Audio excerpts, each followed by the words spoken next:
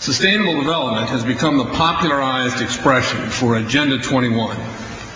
Agenda 21 is the 1992 United Nations Rio Declaration on the Environment and Development. It is the agenda for the 21st century you're living in today. For a brave new world where everything that you cherished and held true will no longer exist. Agenda 21 defines itself as the comprehensive plan of action to be taken globally, nationally, and locally by organizations of the United Nations systems. It also elevates nature above man. And it contains something called the precautionary principle, where basically you're guilty until you're proven innocent. Sustainable development is the philosophy designed to bring human beings across the globe under the full control of a narrow human elite.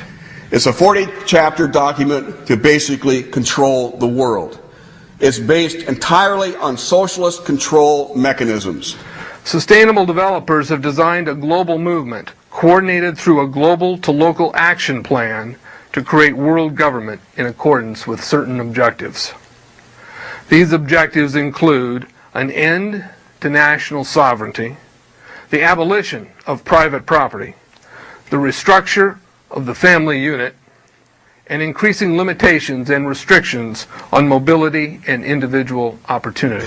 The green goal includes the listings of what's not sustainable. A couple of the examples include private property. 728 lists fossil fuels.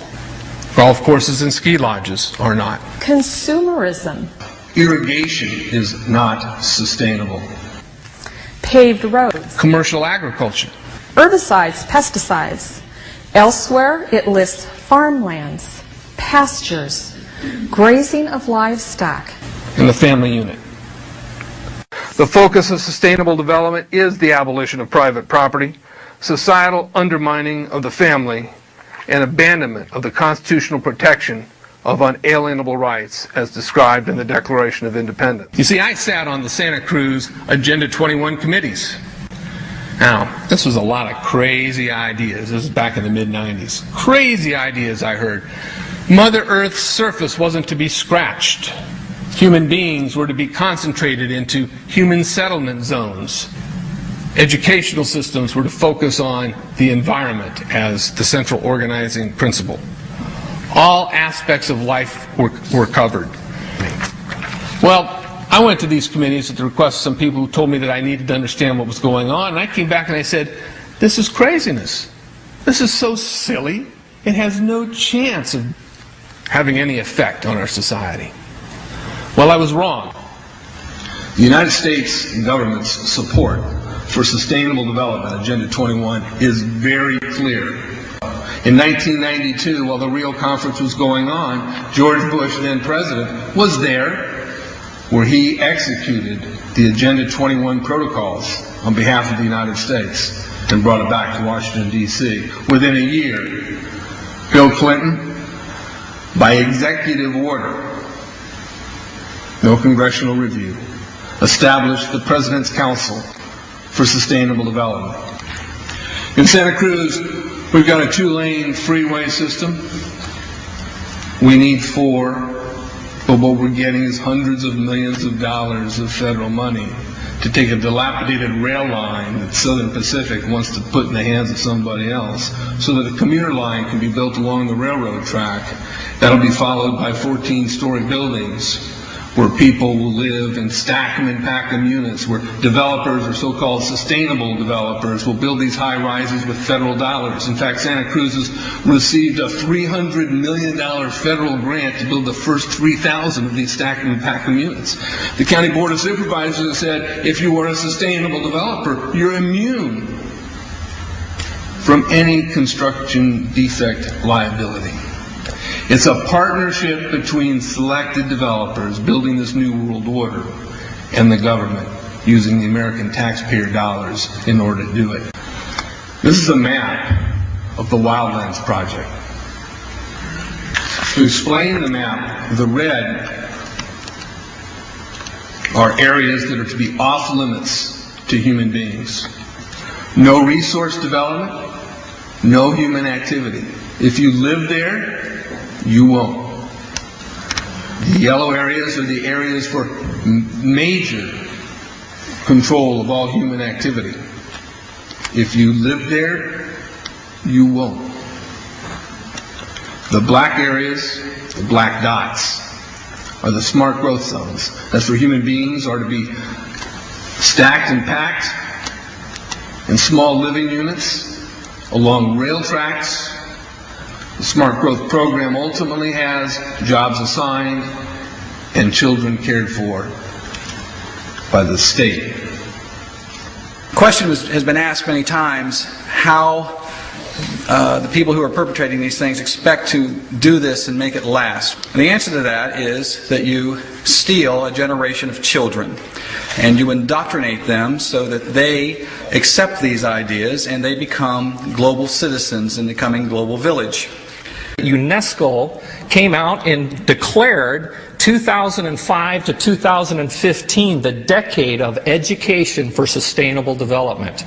But they go on to say that it will encompass the 40 chapters of Agenda 21. That is your federal national curriculum. The entire purpose of second grade social studies is to transfer loyalty from the family to the government and teach them about sustainable economic consumption. Students construct their own understandings of reality and realize that objective reality is not knowable. So why bother? The truth is, the truth which keep men free is being suppressed in order to prop up the attitude training agenda. And it moves on. This is our new math called connected mathematics. Standard 3 tells us that students learn that mathematics is man-made, that it is arbitrary, and good solutions are arrived at by consensus.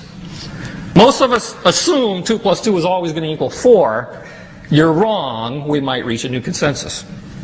How well does it work? Well, they tell you in the teacher's guide in the back, it tells us that because the curriculum doesn't emphasize arithmetic computations done by hand, some students may not do as well on tests assessing computational skills.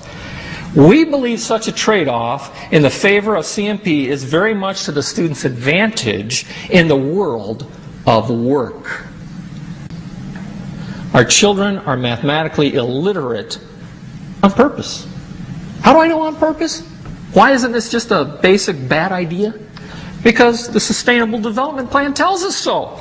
Generally, more highly educated people who have higher incomes consume more resources than poorly educated people who tend to have lower incomes. In this case, more education increases the threat to sustainability. Charlotte Iserby, I owe you an apology. I did not believe for the longest time it was a deliberate dumbing down. I thought the dumbing down was a natural consequence of a bad idea. Folks, it's deliberate. It's deliberate. The sustainable globalist goal is the orchestration of a planned fall of American principles, values, and lifestyles. The effect on the average American will be devastating. With modernizing technology, the ordinary person will live without independence, privacy, or substantive rights. Another press conference that I attended was the ICLE group, the International Committee for Local Environmental Initiatives. It helps in the implementation of Agenda 21 in all of our local communities. And one of the speakers was a Harvey Reuven, who happens to be the vice chair of ICLE. And I asked him about the correlative rights that Americans derive from the United States Constitution and the Bill of Rights. And that, of course, is your individual liberties, your private property, your freedom of speech. Asked about it clashing with Agenda 21. And you know what his response was? Individual rights must take a back seat to the collective.